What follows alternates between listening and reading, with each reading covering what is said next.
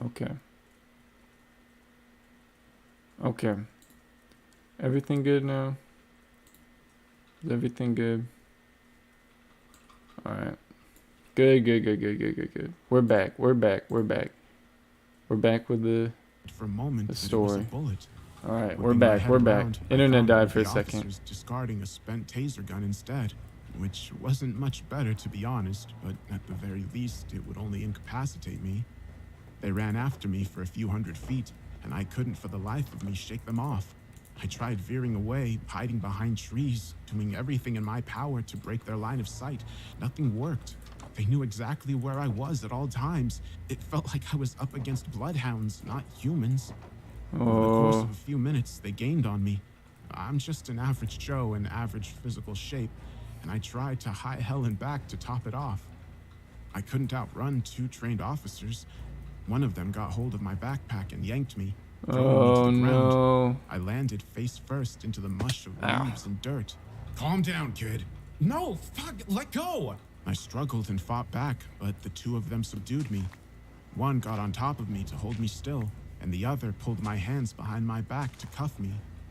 My urge to fight left me as I felt my body shutting down from overexertion. The cold metal of the cuffs came around my wrists, chilling my skin in two thin strips, and they clicked into place. You can't arrest me. I haven't done anything. I'm innocent. I tried pleading. We're not arresting you, kid. Your parents and sister called. They're worried for you. You can't arrest him because of that. They can't do that. Yeah. He's 20. Not in your current condition. Right now, you need psychiatric help. The cop What? listened. Yeah, sure you They can. pulled me to my feet. Oh and got by my god. This is sides, America. getting What the two hell are you grips on my doing? arms. We slowly This is walked back to the America. car as I tried to plead some more. This I is had enough America. presence of mind to not mention anything Oh, I about think my mimics. phone died. Even so, my cries landed on deaf ears. God. The thing, the mimic that chased me, was in the forest with us as well. It jumped from branch to branch, always within earshot, but never within I sight. don't think this is enough. I wondered why they didn't just get it over with, why they didn't leave me there to be consumed and replaced. I was incapacitated. I couldn't fight the creature. Or maybe they had other plans for me, something more nefarious. Maybe they needed to completely break me beforehand. I tried to think as they dragged me around, to form a new plan. Something. Yeah, think of something. When we reached the embankment, I got an idea. You see, it was steep and slippery. One wrong step and you'd eat dirt at the bottom, and that was something I could use. As we started climbing it, I prepared myself to act. When we Yeah. reached halfway up, This man's I headbutted smart. Never one gives up. and tripped the other. They weren't expecting it, and just like I hoped they would, they slipped back down the slope. But one of them got a hold of my backpack, ripping it open and spilling my supplies everywhere. Oh no. I didn't fall with them, so I jumped up the last stretch and landed on the pavement on my stomach. Getting to my feet with my hands behind my back was harder than I expected, but I heard the officers climbing again, so I needed to hurry. Screw this. As luck would have it, I'm pretty slim and flexible, so I decided to try a maneuver Luck. I've seen plenty of times in movies. I pulled my knees up into my chest, got my hands under my ass, and passed my feet between them one at a time, which makes it sound very easy and simple, but under pressure with two officers nearing me, it really wasn't. I couldn't open or break the cuffs, but at the very least, I had my hands in front of me again. Oh. Their car was right there, and I realized that the engine was idle. Yeah. In their haste, they left it running with the keys still in the ignition. I ran over to it and tried the door, letting out a sigh of relief when it did indeed open. Hey! One of the officers yelled as I climbed inside. Now, just because I don't have a license doesn't mean I don't know how to drive. It was stupid and risky of us, but a friend let me drive his Jeep on the back roads a few times for fun. I wasn't an expert by any means, but I knew how to throw a car into drive and push a pedal. Good thing it wasn't a manual transmission. No way in hell I could have used a clutch and steer with my hands cuffed. I sped off, leaving the two cops and the mimic behind. Which, yeah, bad idea, I know. It's bad enough to steal a normal car, but to steal a cop car is much worse. I'm not sure what the repercussions are, to be honest, but I imagine it's not pretty. Still, I could probably plead insanity in a court of law if it ever comes to that. Everyone around me insists I'm crazy anyways. In that moment, the only thing that mattered was to escape. I drove to the other side of town and rummaged through the car until thankfully I found another set of keys for the cuffs. Sleep, sleep, With sleep. my hands free, I planned to drive the car out of town and abandon it. There was likely a tracker or a GPS in it or something. But Oh, before I did, true. I wanted to do one final thing. To prove to myself that it was all real, that I wasn't completely insane. I didn't have time to find Marcus or his body. I couldn't return to Sarah's house for fear of being caught. But there was one place that I could check. The cemetery. A few minutes later, I pulled up at the gates and went inside. Oh, It was very shit. creepy at night, to put it mildly. A sea of headstones standing tall in the darkness. Still, compared to the last few days I've been through, this didn't really faze me.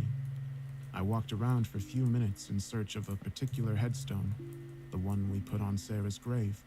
It was in the back of the cemetery, right next to her mother's. My heart stopped when I reached it and found it blank. I fell to my knees in front of it and just started sobbing. You know, it would be so easy to cave in your head right now. Sarah's voice from behind. I shot up to my Oh, feet and spun on my heels, shit. coming face to face with her. She was alone, hands propped on the handle of a spade that she pushed into the soil in front of herself. If I really wanted to kill you or harm you, I could have done it while your back was turned. Is that proof enough that I don't want to do either? How did you know I'm here? I asked, taking a step away from her. Because I've been through the same thing. Because I know how a broken mind thinks. You want proof, a sign, something, anything to convince you of your own delusion. She threw the spade at my feet. So go ahead. Dig. Find your proof. I won't stop you. But that grave is empty. No, it's not. The stonecutters didn't get around to marking the grave yet.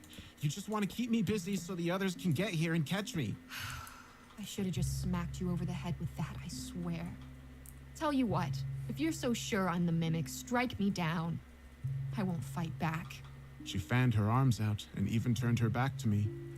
I lifted the spade, but I couldn't go through with it. God fucking damn it! I yelled and threw the spade away. Why are you fucking with me? Why not show your true colors? Why not kill me like you did Marcus? Sarah put her hands down and turned around. Yeah, what happened to Marcus? She asked and seemed genuinely dumbfounded. Marcus, the monster hunter, stop toying with me. Your gaslighting won't work. Guess. There was never any Marcus or any monster hunter. I Yes, pulled out there my phone to prove her was. wrong, to shatter her charade. She watched me intently, but she didn't make any moves. I looked everywhere, call and text history, but I couldn't find Marcus's number. When that failed me, I pulled out my wallet to search for the business card. It was gone as well. What? At that point, I just gave up.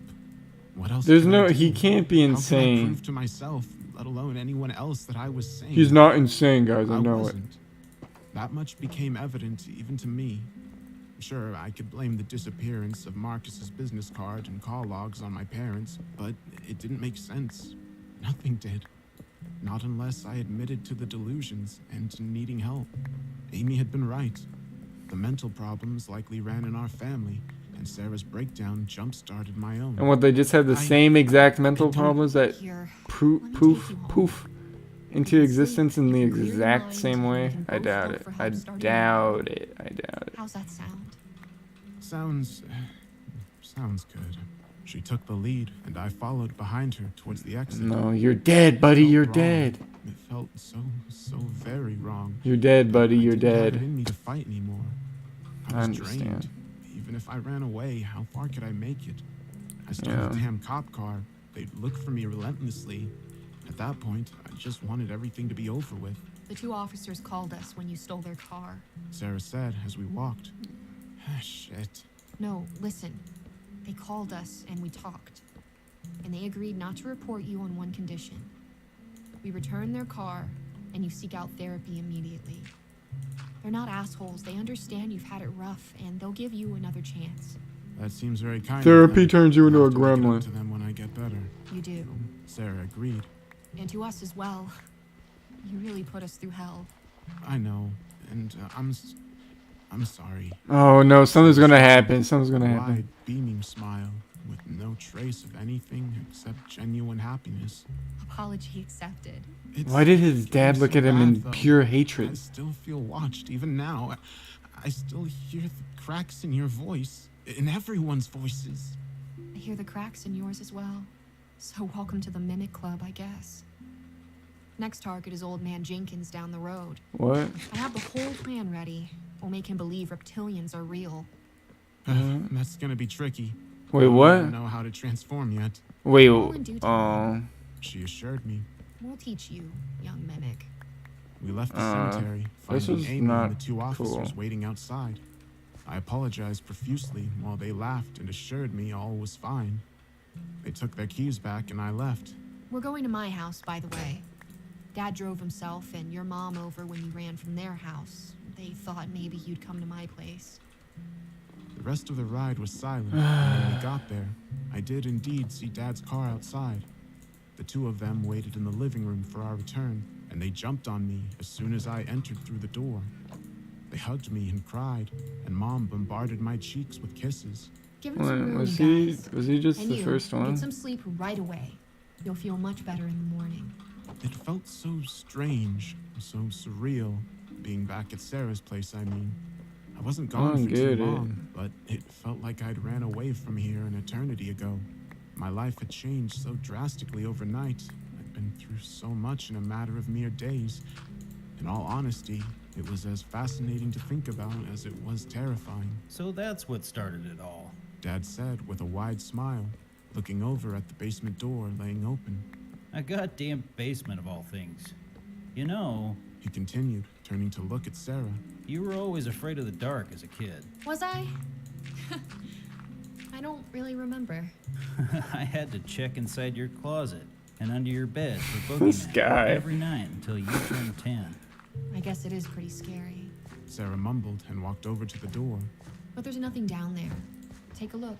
I made my way next to her, and she flipped the light switch next to the door. A light bulb down in the room came to life, chasing away the shadows and darkness. And indeed, it was a normal room with nothing strange about it, at least as far as basements go anyway. The walls and ceilings weren't charred. There was no trace of soot. Even Yeah, the concrete at the bottom I was wondering about spotless. that. What, To shouldn't the think house be like we burned both down? went insane over a bit of darkness, I said as I peered down the stairs leading to the bottom. I Right? get it. But Sarah didn't answer me. No one did. What? The room fell completely silent, and I felt a pair of hands pushing me from behind. I tumbled down the stairs, landing at the bottom. The door to the basement closed shut. Oh. I tried to get up, but stumbled, so I skittered up the no. stairs on all fours. The clicks of the locks being latched reached me right before the lights went out, and I crashed into the door. I trusted you! I yelled and started banging on the door. with You desperation. fool! You I'm trusted not the insane. goblins. You're mimics, all of you! I knew it! I kept banging on the door and pleading, but You no one fool. responded. Not a damn word. The bastards wouldn't even entertain me with a clear-cut answer. I yelled until my throat went raw. I punched Raw. and kicked the door until my hands and feet turned bloody, but I couldn't break free. They Yeah. finally got me. Please! I let out in a raspy voice as I slid down the door to my knees. Is anyone there? Sarah, open the door. Nothing. I waited for hours, but I didn't hear anything from upstairs. Not a single peep. They just left me down here, unsure of what was real anymore. I tried to sleep, to get some rest at the very least, but I can't even do that. Oh. I'm alone in the room. I know as much for a fact, but I feel eyes on me whenever I lay down. This is it for me. The end of the line. Oh no! I What did can't I do? keep this up forever. I'm growing too tired and hungry. When I collapse, they'll get me, I'm sure of it. I'll become just another one of those things. Or it'll steal my appearance and masquerade as me while they take over the town. I can't escape. All I can do is warn you. Stay away from this place. And whatever you do, don't believe a word I say, because I might be one of them. It was so good, but the ending just... I don't know how I feel about the ending. I just don't know how I feel about that ending.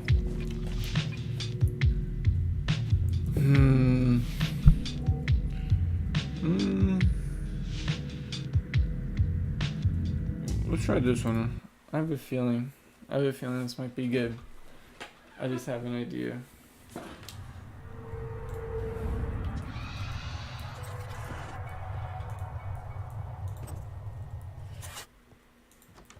I'm a local rookie cop in a small town in Pennsylvania, currently stuck working night shift. I work the normal patrol shift, driving around, pulling traffic, Fuck it. responding to the normal domestic disputes and whatever other wonderful calls dispatch sends my way. But ever since this past weekend, every single night I've been getting called to the same house. At first, I thought it was my coworkers playing pranks on the rookie. I have 2 years on the job, but in such a small town, I work with most guys my dad's age. I've omitted certain names and addresses for obvious reasons. Anyway, here's what's happened. Friday night, around 0200, so basically Saturday morning, dispatch gets over the radio. Dispatch to 1034? 1034, go ahead. We just got a 911 hang-up from a landline that's coming back to Patch Lane. Can you check it out? And 10-4, en route. So I immediately started driving to the address, which was about 6 miles away. But it's a pretty rural area, so I get there in less than 10 minutes. I turn right on the This will gravel be lane after about 7 seconds. Infinite I see a water house pit up right ahead on here. the right. No lights on inside. I park my cruiser on the gravel lane, lights off so as not to announce myself in case there's an actual emergency going on inside. We're trained to not just roll up to a house, lights on, in case the subject decides to ambush the officer arriving with gunfire. Anyway, I quietly approach the old farmhouse and check the perimeter. No signs of anything. No lights, no sound. Not even a car parked anywhere. I begin to think that maybe dispatch got the wrong address. 1034 to dispatch. Dispatch, go ahead. I'm at Patch Lane. Can you confirm that this is the address? Stand by. 1034, yes, that's the correct address. Do you need backup? Negative. Appears nobody's home, but I'll update. At this point, I knock on the front door and announce myself. Officer Barkley, Police Department. No answer. All the windows were closed. I gently try the front door. It's locked.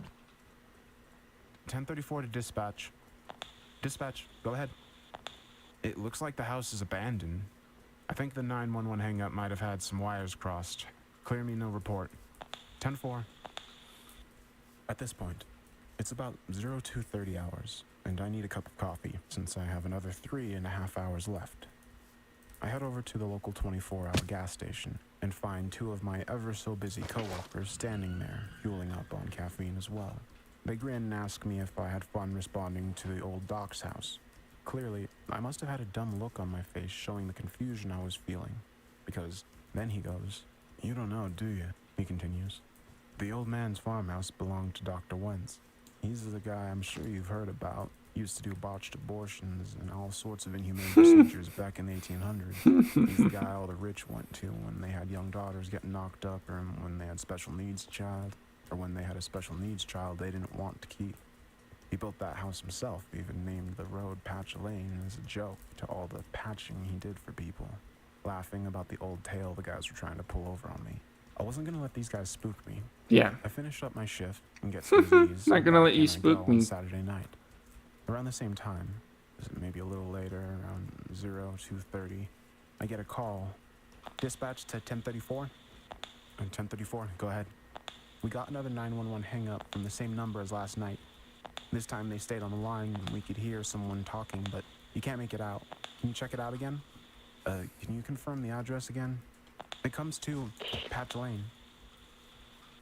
Now, I'm pretty sure the guys are getting dispatch in on some type of joke, but whatever. I still have to respond. Better safe than sorry. So I drive down the road, turn on the gravel road, park my cruiser away from the house, and check the perimeter, and go up to the front door. Still no sign of life inside. I knock on the door and announce myself. This is Officer Berkeley with the police department. I'm about to leave. I go to check the door handle out of pure habit, and sure as shit, the door opens. I was startled by the fact that the door opened. My right hand immediately went to my gun on the right side. I announced myself again. Officer Berkeley, Police Department. Come to the front door or else I'm entering. Before Berkeley. entering a house, for officer safety reasons, we always get on the radio. 1034 dispatch. Dispatch, go ahead.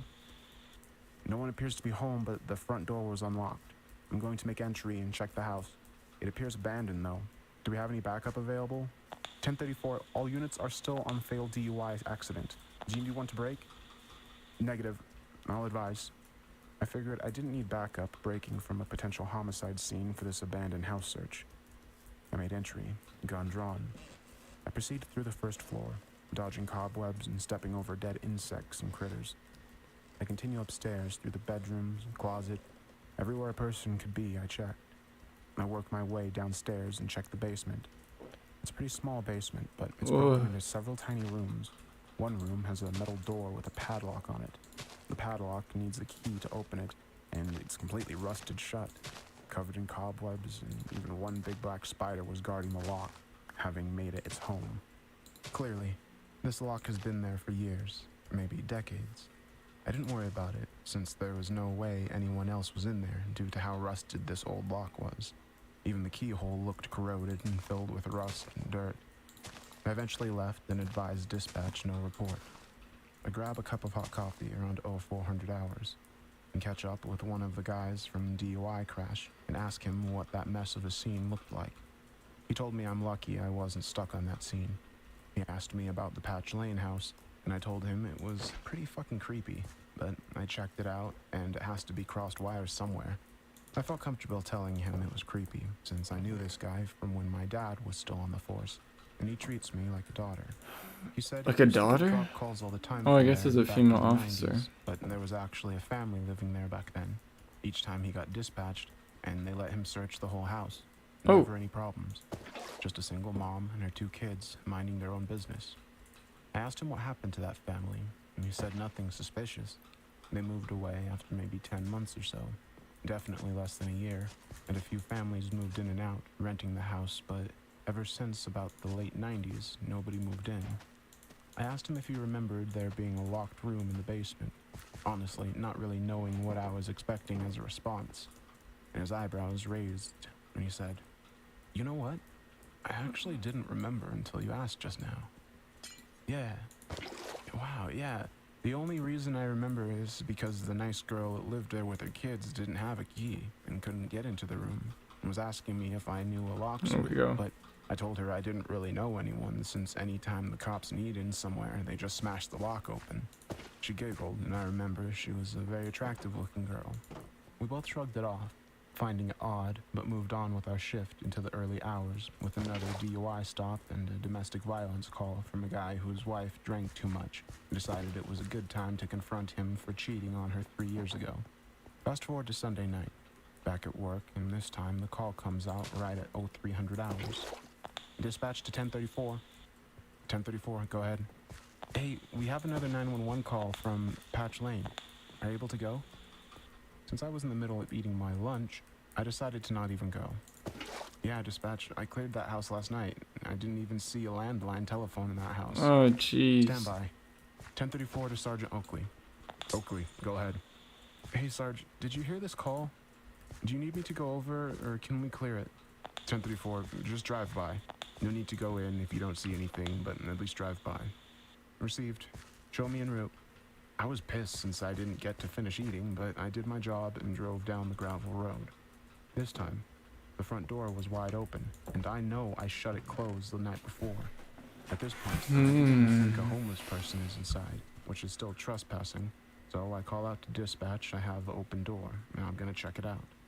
I make entry, and this time I see someone run around the corner. My gun is drawn since I have no idea what to expect here, and I announce myself and run after them.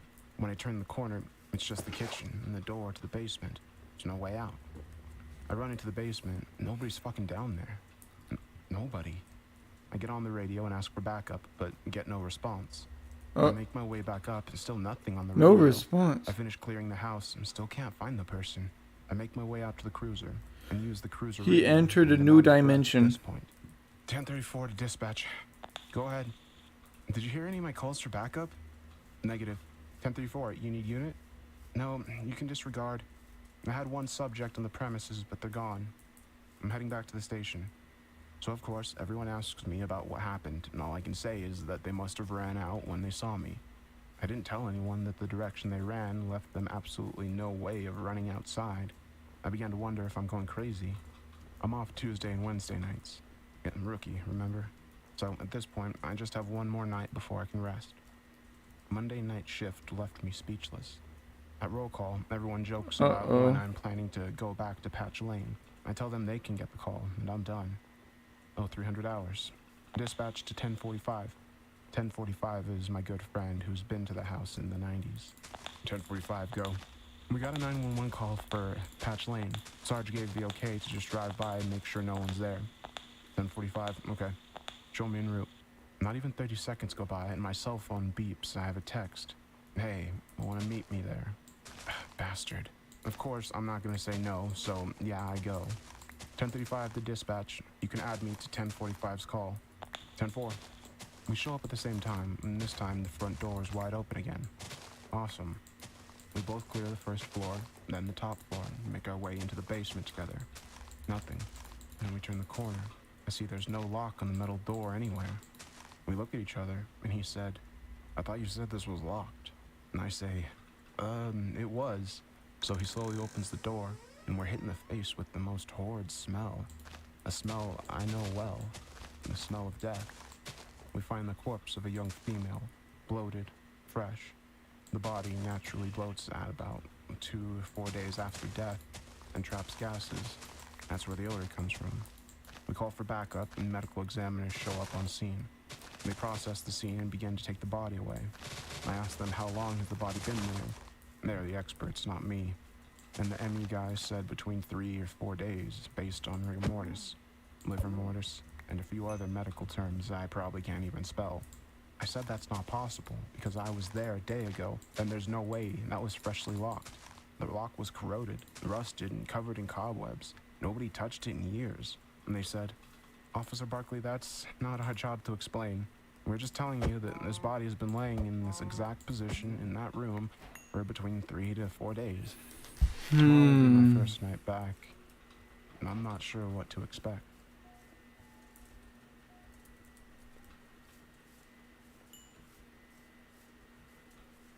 Was that it? Update. Oh, Thursday, no. August 9th, 2018. I woke up this morning to a blaring ringing coming from my nightstand. I smacked my alarm clock, but it didn't stop the noise. I finally realized, with half an eye open, it was my phone ringing. I answered. Hello? Barkley, wake the hell up. Chief wants to see you, now. Ugh. Sergeant Oakley is not the voice I wanted to hear at 0800 hours this morning. I rolled my ass out of bed and began to get ready to head into the station, since I knew it was never a good sign when Chief Fox wants to see you in his office ASAP. Around 1900 hours, I walked into the station, in uniform, and headed towards Chief Fox's office.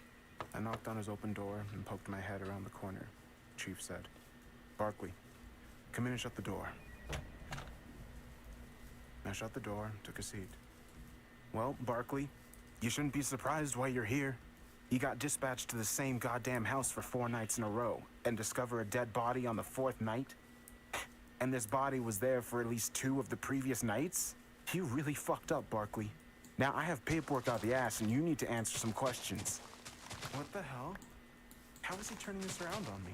I did my job. I followed protocol. I followed my training and I cleared the house as I was taught.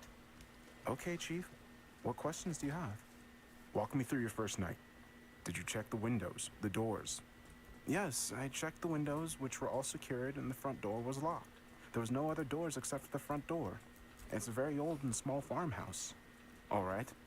What about the second night? Windows, doors? Chief, I checked the windows and doors as my report said. The second night, the door was unlocked. I followed protocol and made entry. And tell me why you didn't check the room in the basement. Well, according to Maryland vs. Bowie, I conducted a personal sweep of the home to check for any persons on the premises since the property appeared to be abandoned. I looked in all areas that a person could potentially hide. When I got to that room, I saw that the lock was rusted, corroded, and covered in cobwebs. There was no way anyone could have hidden in that room and locked themselves inside. I was not searching for a crime or illegal substances.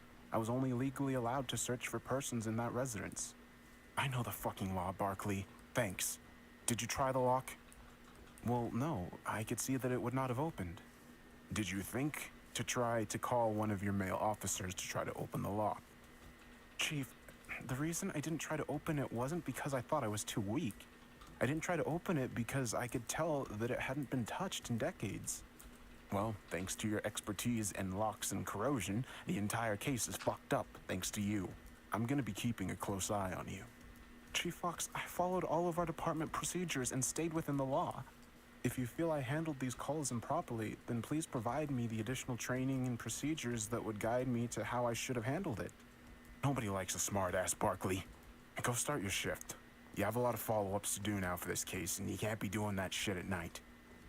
What an asshole. I knew from the day council I hired can't me. run. Yeah, as I said, it's a small town, so the chief tends to do what city council tells him to do. Lucky for me, city council was eager to hire another female officer, but I don't think Fox was on board with their idea. I'm used to sexism in these small towns, but I tolerated it since my fellow patrol officers, for the most part, don't share the chief's criticism. I decided to follow up with the medical examiner's office to see what information they had from the autopsy and the crime scene, since we didn't seem to have a copy of their report at our station. I called the chief medical examiner. Hey, it's Officer Barkley from the Patch Lane case. Did you guys finish up the autopsy report? Yeah. Oh, okay. I didn't see a copy here at the station. Can you send it over? I'm pretty busy right now. Plus, that's my assistant's job. All right, how about I swing by and pick it up? You can do whatever your little heart desires.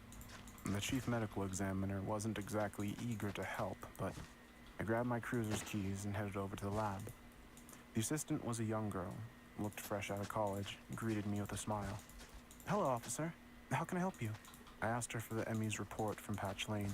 She proceeded to enter some letters into her computer, then hit print. She handed me a 3-page document, so I asked, Aren't there more pages? She responded, Nope, that's it. I found this odd, considering most medical autopsy reports for a homicide case were well over 20 or 30 pages. I took a seat to look over the report, and I guess my confusion and anger showed on my face, since the receptionist asked if there was a problem. Oh, As shit. I reviewed the autopsy report, I saw that for the hair color, which was clearly long and blonde, they listed brunette, and for eye color, they listed undetermined. I wish this was the end of this shit show, but the entire report seemed to be either wrong or just incomplete. What the? The manner of death was listed as homicide, but the cause of death was listed as undetermined. So what the hell? Isn't it their job to determine the cause of death? I marched over to the chief medical examiner's office and knocked twice before walking in. Chief, is this just a skeleton report from the Patch Lane incident? I held up the 3-page document in my hand to show him. A skeleton report is a basic report cops will fill out prior to the end of shift, and then the next day, with fresh eyes, they fill in the gaps. However, with a homicide case, and being that it was now over 48 hours later, I didn't understand why they would only have a skeleton report. Nope, that's the finished report, sweetheart. I hate when old creepy men call me sweetheart. Well, why is there no cause of death listed? Because, thanks to you, the body sat in a locked room for 3 days and left us barely any evidence to work with. Why the hell's everyone blaming me for this? Then can you explain why the hair color was wrong and about half these details are listed as undetermined? If you think you can do better, go right ahead. I asked to go see the body, and I wanted to make sure I wasn't just making shit up in my own head. Shockingly, he agreed, took me over to the freezer. Again, it's a small town, so the morgue only had about 5 bodies in the freezer. I found our Jane Doe from Patch Lane and zipped open the bag. I immediately noticed her blonde hair. I knew I wasn't crazy. I grabbed some latex gloves and began to go through her pockets to look for identification, since clearly the ME's office decided it was undetermined if she had items in her pocket. I found a receipt from a gas station for 10 gallons of gas, priced at $1.12 per gallon. I actually felt jealous of this dead woman, wondering where she found to get gas that cheap. Then, I looked up at the top of the receipt and saw the date stamp of 10/20/1998. Why the hell would she keep a receipt that old? I flipped the receipt over and saw there was some type of writing, like in pencil, but I couldn't make it out. I put the receipt in a baggie and decided I was going to send it out to the PA state lab for further testing to see if they could decipher what was written.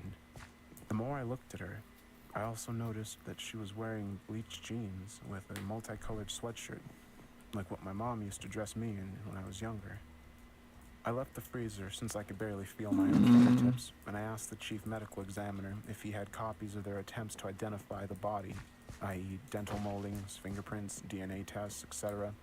He handed me over a stack of some papers and said, "Good luck." I asked, "Why are there only 6 fingerprints? Why didn't you do all 10 like normal?" He responded, "Well, why didn't you check the lock on the door while you were there 3 days ago? I don't tell you how to do your job, so why the hell are you gonna tell me how to do mine?" Asshole. He's usually more thorough than this. I have no idea why it feels like I'm the only one even trying to solve this case anymore. I fingerprinted all 10 of our Jane Doe's fingerprints and ran them through my mobile AFIS, or Automated Fingerprint Identification System. I was pleasantly surprised to see that I got a hit, so I clicked See More. My screen read, Michelle Klein, date of birth 07/05/1972, date of death 10/20/1998. What the hell?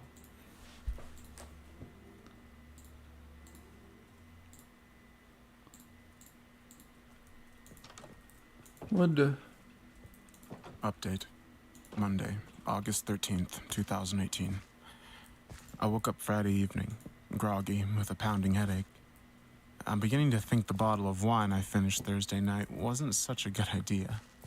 That's the thing with cops. When we come across horrible scenes that we can't rationalize or explain, whether it be murdered children, abusive husbands, finding a 20-year dead body, we turn to alcohol. Me, personally, I turned to a nice dark Merlot. I couldn't stop wondering how the hell that body could have died 20 years ago. It was fresh. I could still smell it. It made absolutely no sense. I grabbed my keys with my left hand as I wedged my right hand fingers between my duty belt and uniform belt to get my last belt keeper snapped in place before running out the door to make it to roll call on time. While driving to the station, all I could think about was how there was no way my mobile AFIS was correct.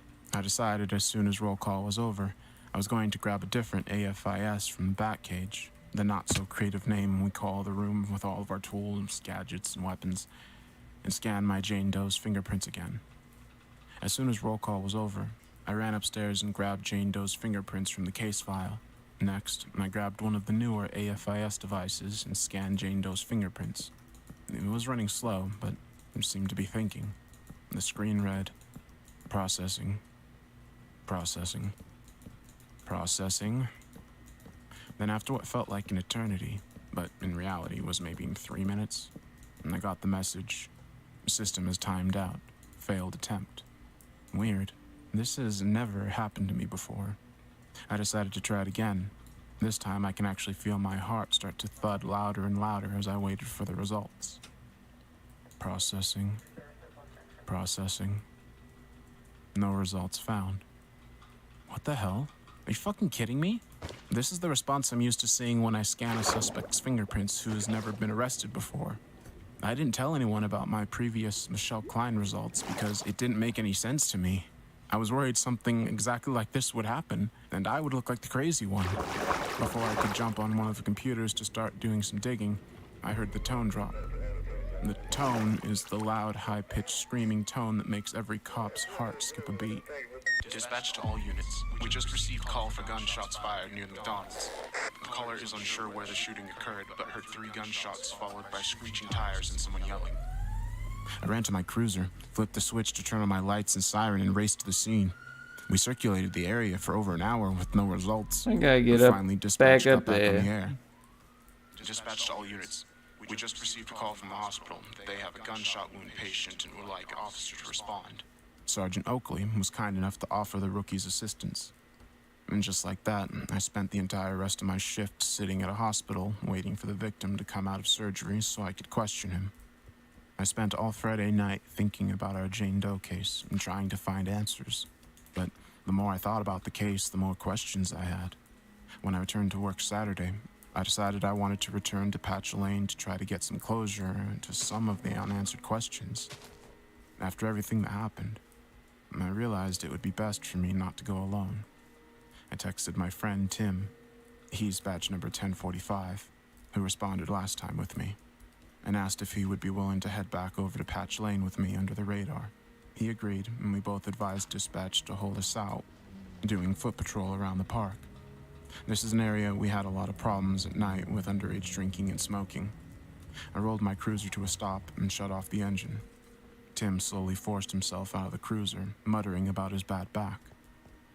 Barkley, what are we even looking for back here? Anything, Tim.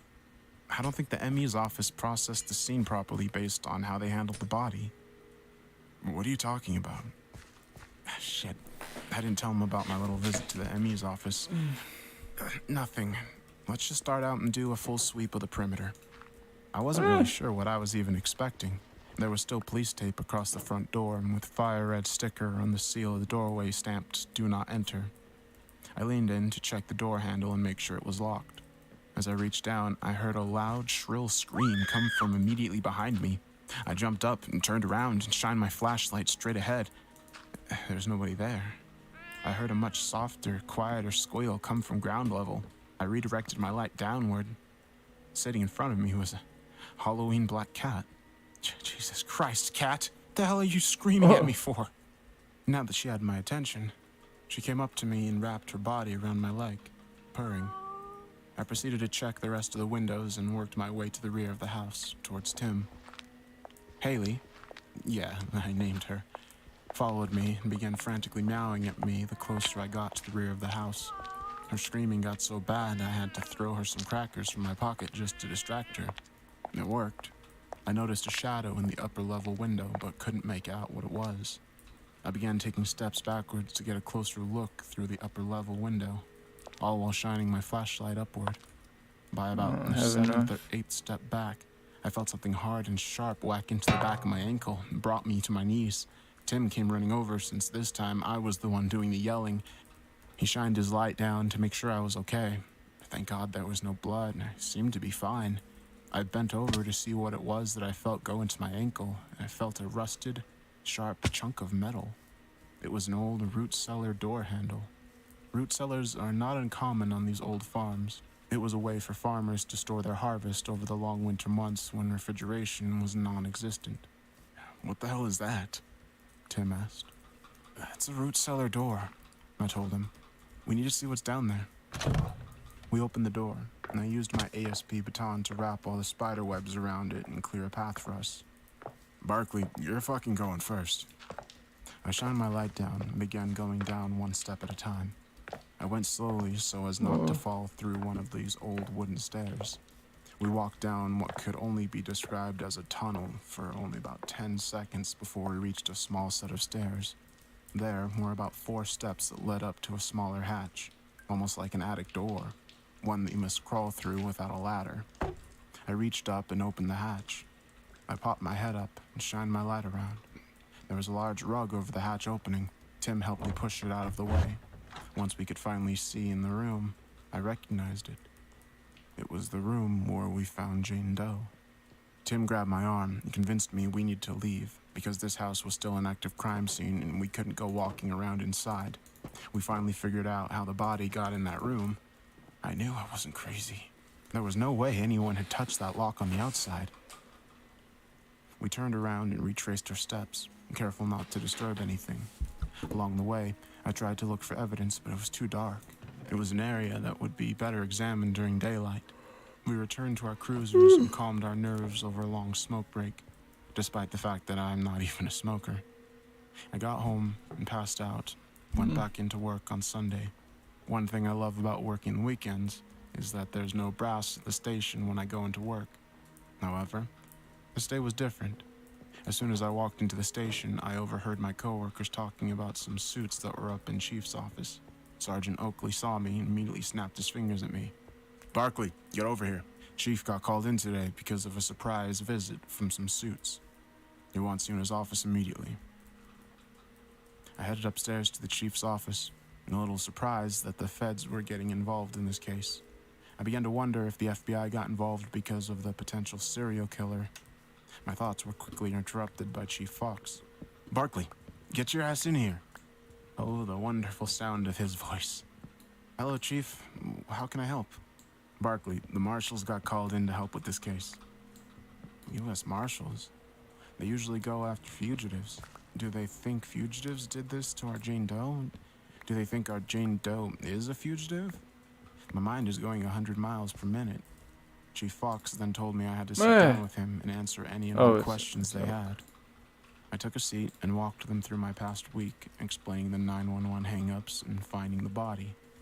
I wasn't planning on giving them any details about the fingerprints, Michelle Klein, or the secret door, but they asked me something that sparked my interest.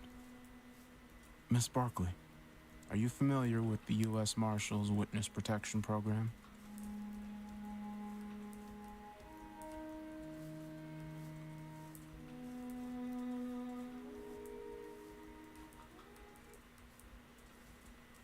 Update, Tuesday, August 14th, 2018. My conversation with the U.S. Marshals left me speechless. It seemed like every time a question was answered, it created 10 more. My Jane Doe was in the Witness Protection Program. Why? Why would she risk her life coming back here? Who wanted to kill her? The U.S. Marshals were extremely professional, polished, and appeared as though they wanted to help.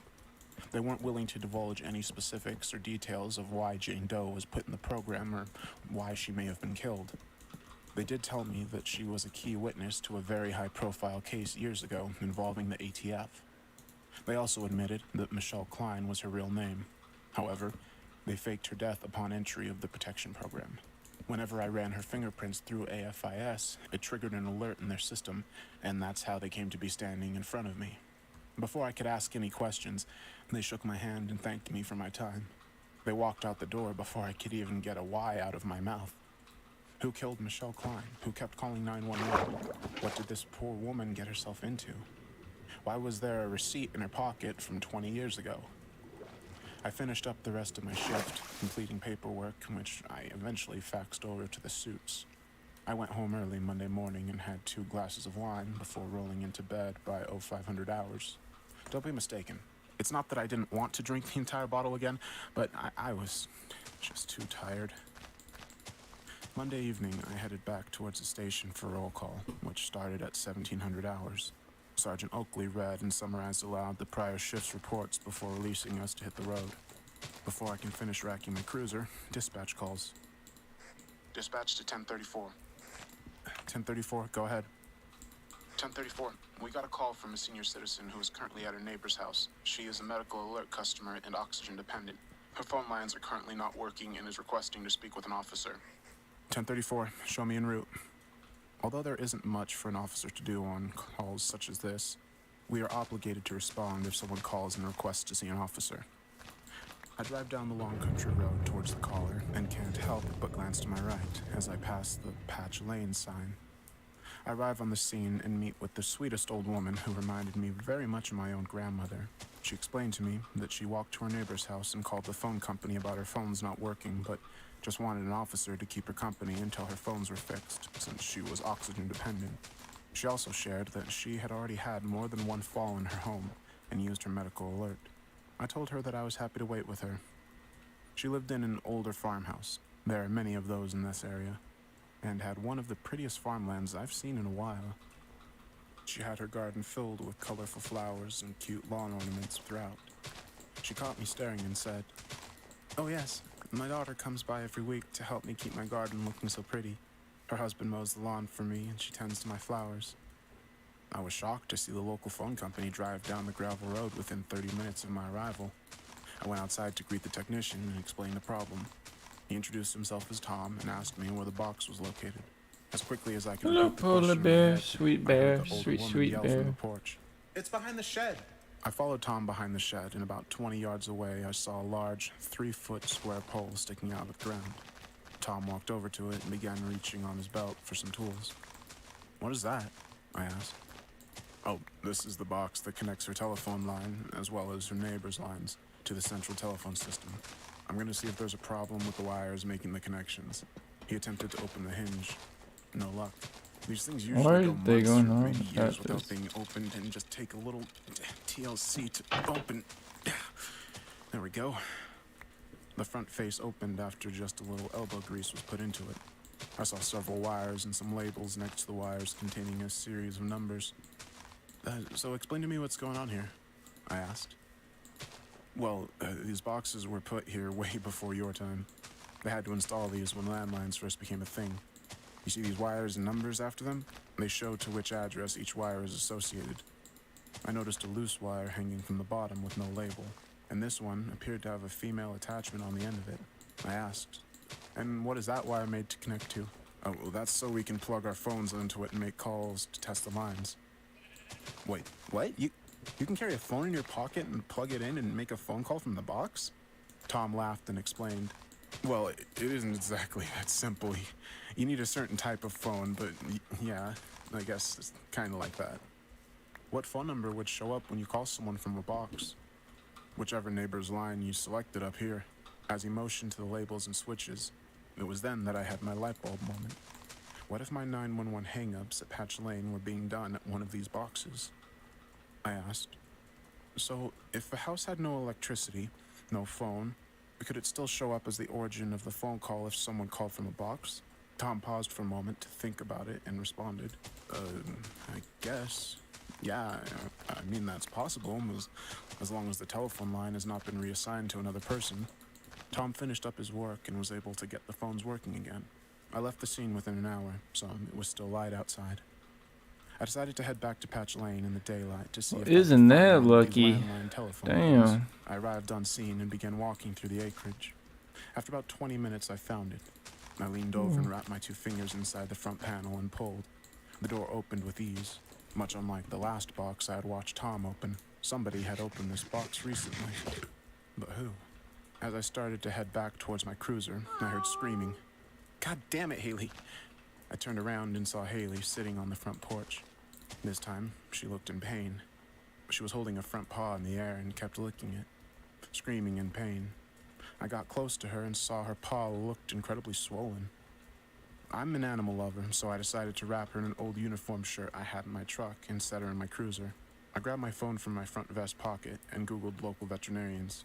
I was pretty damn surprised to see my family's old vet was showing up as still open and in business. We had a black lab growing up that I swear was the most intelligent dog. Dr. DeMeyer's was just down the road and open until 8 p.m., or 2000 hours as I interpreted it. I glanced at my watch and saw that it was already 1940 hours, so I rushed down the road to the vet. Dr. DeMeyer immediately took us in and began examining her paw. I couldn't believe this guy was still alive, let alone still working.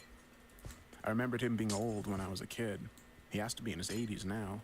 My dad used to always take our dog to him. I remember he would call Dr. DeMeyer's the mayor because he knew everyone in town and knew everything about them. For as much as my dog hated the vet, I swear my dad loved going there to shoot the shit with Dr. DeMeyer's. So, where did you find this cat, officer? Down on Patch Lane, at an abandoned farmhouse. She was sitting on the front porch crying in pain. I just couldn't leave her there. Yeah. I haven't heard about Patch Lane in quite a while. Oh, are you familiar with that house? I asked. Well, I don't know if I would say that. I just remember the stories that circulated the town back then. He stopped to write down some notes in his chart. He looked up and said, That was a beautiful farm.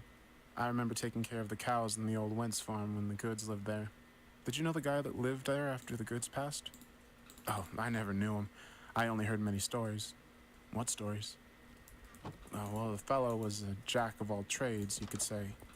He dipped his hands into just about every illegal scheme you could think of. I heard rumors he had ties to the mafia. The guy was blonde-haired, blue eyes, and yet supposedly was Italian. Now, you explain that to me, officer.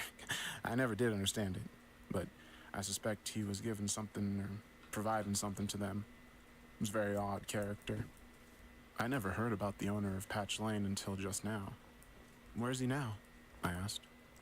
Oh, he left town quite a few years ago. Never did see him again. Oh well. Anywho, here's some penicillin you're gonna have to give to Haley for the next 5 days. This will help clear up her abscess to make sure the infection doesn't get any worse. If it does get worse, call my office. Wait, what the hell? I'm gonna have to give her medicine? So now I have a cat?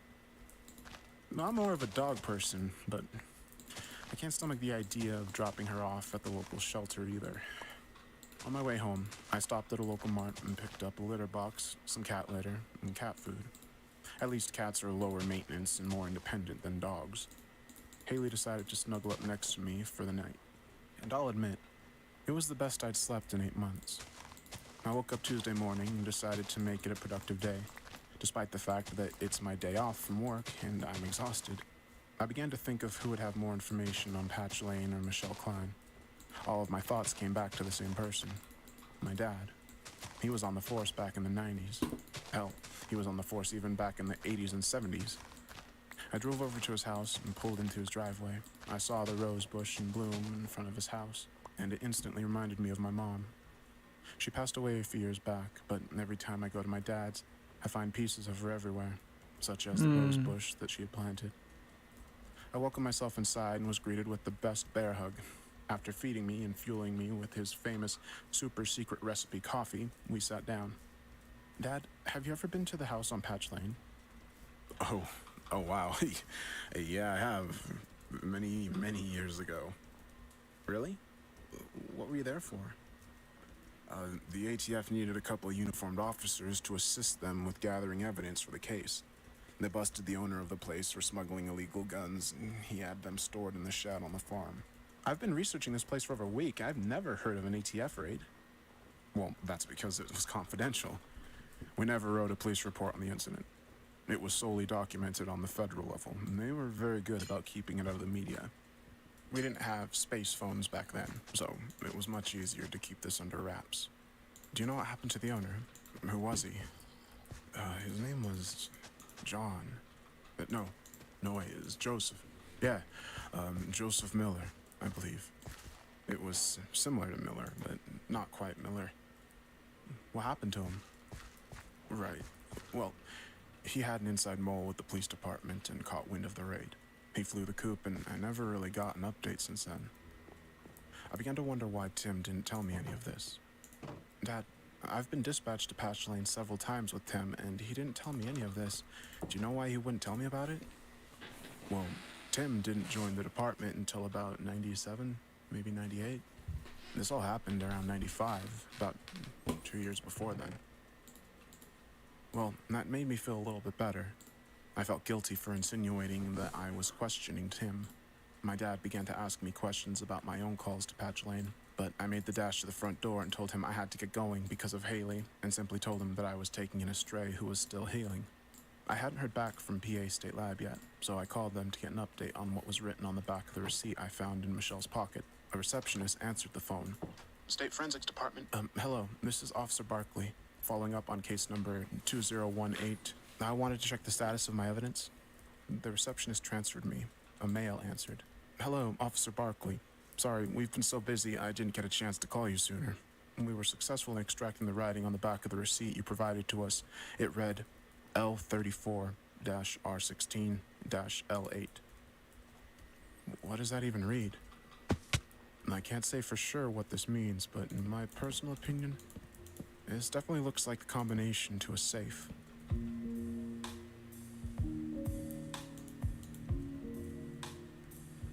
Oh, God.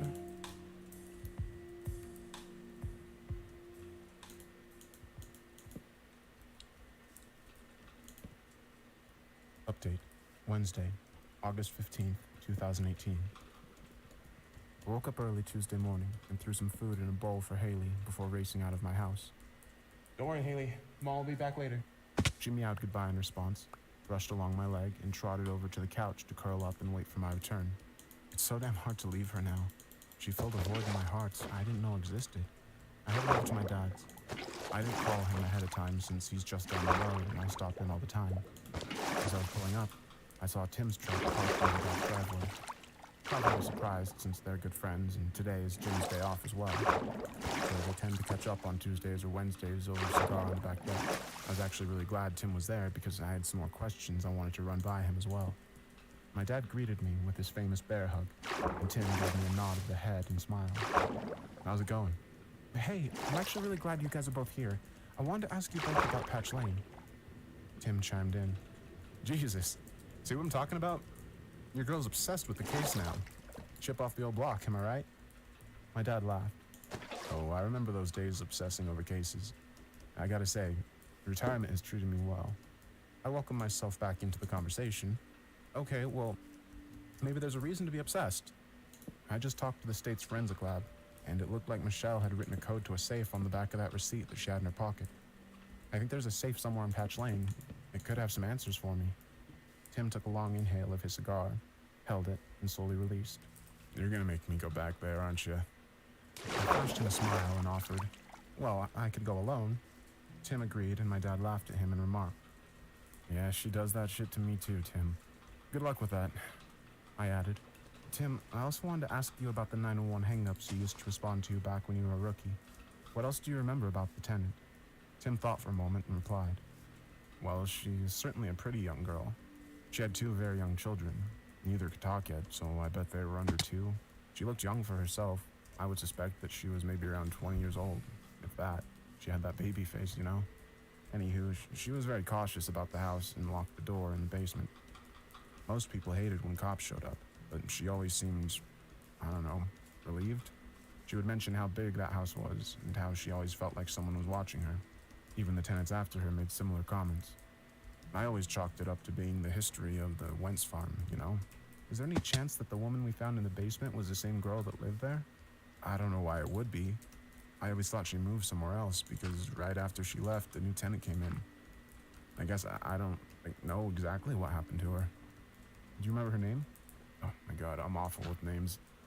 I'll never forget a face, but I can't remember names. You know that. That's why I immediately write down every person's name at the interview. I can't even check anywhere since I never took a report for checking the house. Could her name have been Michelle Klein? I turned to my dad. Dad, do you know about the tenant in the house in the late 90s? He looked nervously down at his cigarette and took a short puff. Well, I remember all the tenants were similar. What do you mean? They look similar. Dad, this is important. Just tell me what you're trying to spit out. He took a deep breath. Well, all the tenants were young, attractive women. They were mostly blonde from out of town. The type of girls that your mother would not have liked me stopping to talk to at the grocery store, if you catch my drift. Wait, you're saying they were prostitutes? No, I just mean they were young, pretty, and kind of ditzy, you know? I wasn't sure what to make of this information, but I let Tim finish his cigar before we headed into the station. We were scheduled off for Tuesday, but given this new information, I requested and was granted to come in and work overtime to follow up. I remember Tim used to go to the beach and come back with old coins and whatnot he would find using his metal detector. I asked him if he could bring his metal detector to Patch Lane with him this evening to help us find the safe. After we broke from roll call, we immediately headed to Patch Lane. The scene was done being processed, so we walked through the front door. We went to the upstairs master bedroom, tried every floorboard, looking for where a safe could have been hidden. We were unsuccessful. We mutually decided to try the basement before the rest of the house. We worked our way into the room where we found Michelle's body. There are some scenes you just won't forget, and that was one of them. Her body was purple, swollen, and unrecognizable as human. The only way I even identified her as a young woman was based on the long blonde hair and the clothing she had on. Tim ran his metal detector along the cement wall, and we heard. Tim continued to move it along the left.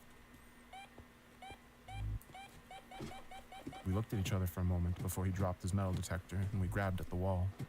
I don't know what we were grabbing at, but we kept feeling along the wall. As we pushed along the wall, a block moved. I grabbed my knife from my pocket, and Tim grabbed his. We both shoved our knives against the cement brick and eased it from the wall. There it was, the safe. It was an old-fashioned turn-dial, like the kind I used on my high school locker. Drawing on my memory, I cleared the lock before trying the combination. I spun it to the left, stopping at 34, spun it 2 times to the right, stopping at 16, spun it back to the left, and stopped at 8. I went to open the door. Tim's eyes and mine locked on the safe, and then I heard another. But it wasn't like the unlocking of a safe. This was familiar. It was the cocking of a revolver. I turned around and was faced with the barrel of a gun. Well. You pigs just can't stay away from my house. He had blonde hair, although the gray was taking over. and piercing blue eyes. You're as bad as that bitch that couldn't keep her mouth shut. You know, I let her live here because she appeared cute and dumb. The curiosity is what got her killed, just like what I'm about to do to you two. The problem with facing a gun is that no matter how fast I can grab my gun, he would have been able to pull his trigger faster. However, there are other options. I slowly walked towards our killer, hands in the air, leveled with my shoulders, and asked, "You're Joseph, aren't you?" "Yeah, you're dead." As he finished his sentence, my nose was nearly touching the barrel of his gun. I grabbed the barrel, twisting it to his right, making a full 360-degree circle. I heard his pointer finger snap as it got tangled in the trigger and broke. I had his gun and pointed it right back at him. "Get on the fucking ground!" He slowly raised his hands in the air and got on his right knee, and then on his left. Tim ran behind Joseph and placed him in handcuffs. Once the scene was God under damn it, control, these damn I spiders, called for man, backup. screw As you. officers arrived on I the hate scene, you. so did the suits. The 2 suits from earlier in the week came down, and Tim and I recounted the evening's events. It was at this point that I realized I still didn't get to see what was inside the safe. I walked over and opened the door. I grabbed a handful of papers and pulled them out. They were photographs. And Tim instantly said, "That's her. That was the girl." Like I said, I never forget a face. Just names. The suits looked at him and said, "That's Michelle Klein, your body and our witness." I took a deep inhale and released it with a long sigh. "Now, can you please tell us what the hell went on here?" The suits looked at each other, and the older one nodded. "All right. Mr. Joseph Muller here was into some deep shit. Most predominantly, he ran illegal guns and sold them to some big names, including the Mafia. The ATF thought they got everything during their raid a few years ago, but there were so many hidden passages, tunnels, and root cellars throughout the property and land that he kept hiding them somewhere new. Trust us, if you knew about the tunnels and passages you're literally standing on right now, you'd have nightmares for years." The suit took a sip of his coffee and continued. He used the tenants as a cover-up, and targeted tenants he thought wouldn't ask any questions and be fine with sending checks addressed to cash to a P.O. box as a monthly rent. What I didn't expect was for Michelle Klein to start asking questions and go digging in this house. She stumbled across one of his root cellars where he stored guns and called the feds immediately. She didn't know if she could trust the local police at that point and went straight to the ATF. ATF contacted us and said they knew Muller and knew that if he found out she knew, then she would be dead. So they sent her to us to protect her. Part of her protection meant that we needed to fake her death so that Muller wouldn't be suspicious and go looking for her. She refused initially, but when we explained to her that her children's lives were at risk too, she agreed. He looked towards the safe and continued. "It looks like she used the safe here to store old family photographs and their birth certificates as proof of their existence. Ah, We told her she had to leave all of this behind and she couldn't take any evidence of her previous life or her children. This all happened on October 20th, 1998. It looks like she wrote down the safe code on the first piece of paper she could find and kept it after all these years. We received a notification about 2 weeks ago that her son was diagnosed with cancer. Goddamn, cancer. The kid was only 22 years old and had a brain tumor. She kept on telling us she Damn. wanted to go see him, and we explained to her why it wasn't possible, and we even told her that he probably wouldn't recognize her. It looks like she did her best to try to look like she did 20 years ago, including the clothing, so he would recognize her. She probably wanted to grab these photos to show him No. that she was his mother and jog his memory. fake. When she was here, Joseph must have seen her from one of his tree It is stands and wanted to silence her. fake. She was the only witness willing to go forward with the testimony. We could just never catch him after all these years. I responded, "Well, I hope the entire case can be closed now." The suits responded, "Yeah, I don't think you should be getting any more 911 hang-ups from that house." I processed what they had just said and asked, "Yeah, wait, who was the one making those calls then?" And they responded, "We can't disclose that information, but you can think of them as a good Samaritan who had eyes everywhere and wanted to see justice done." We headed back to the station, where I started the never-ending paperwork process. Now that we were more secluded, I decided to tell him about my experience at the medical examiner's office. I began to think that he was involved, and it was something they needed to know. He stopped me and said, "Oh, this is actually something the ME wanted to talk to you about himself. Hold on." The suit came back with the ME, and he extended his hand to shake mine. I was confused by the gesture, but shook his hand. "Officer Barkley, I wanted to say what a fantastic job you did on this case. I also want to apologize in person for how I acted and how I handled this case. I received an anonymous threat that if I performed an autopsy or did anything at all with the body, my family is going to be killed. They even knew my daughter's school and her schedule. I'm so sorry. I was afraid to go to the authorities out of fear of my family. I'm so glad you stuck to your guns and saw this case through. Dispatch interrupted. Dispatch to 1034. 1034, go ahead. Are you available to respond to a 911 hang-up? Affirmative. What's the address?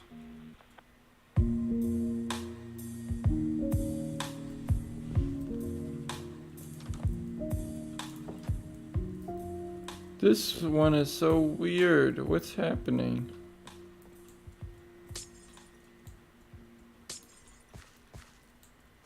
Ah! No.